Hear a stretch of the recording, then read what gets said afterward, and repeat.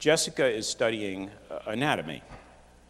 Anatomy in medical school isn't just a topic, it's a rite of passage. It's where most future doctors first encounter death up close. It's in the lab where they meet their donor cadaver. Dissecting a human body is going to imprint memories on their minds that they're going to rely on as they deal with living bodies for the rest of their careers. You know where the subclavian vein is.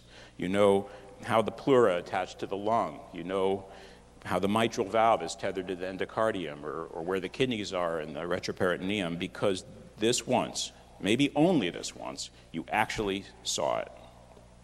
The donors, the people who give their bodies, decided to help a future that they will never see. Yale Medical School, where Jessica is learning now, helps the students to acknowledge that gift. It begins at the beginning of anatomy class and ends in a ceremony of thankfulness to the donors at the end of the year. But anatomy lab is a shocker. It would be for anybody, but imagine what it's like for a 23-year-old kid. It totally reframes your relationship to death, to the body. Yale tries to help the students to accept, to value their feelings, not to deny them, to bring their whole selves to their work. It used to be taught, I was taught, that professionalism required distance.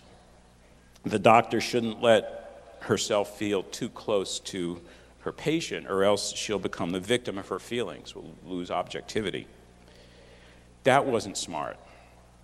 Why would we ever teach that these deep emotions awakened in young people who are committing themselves to the relief of suffering need to be pushed aside, or even that they can be pushed aside?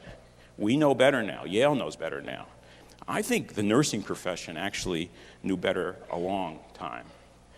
And so the message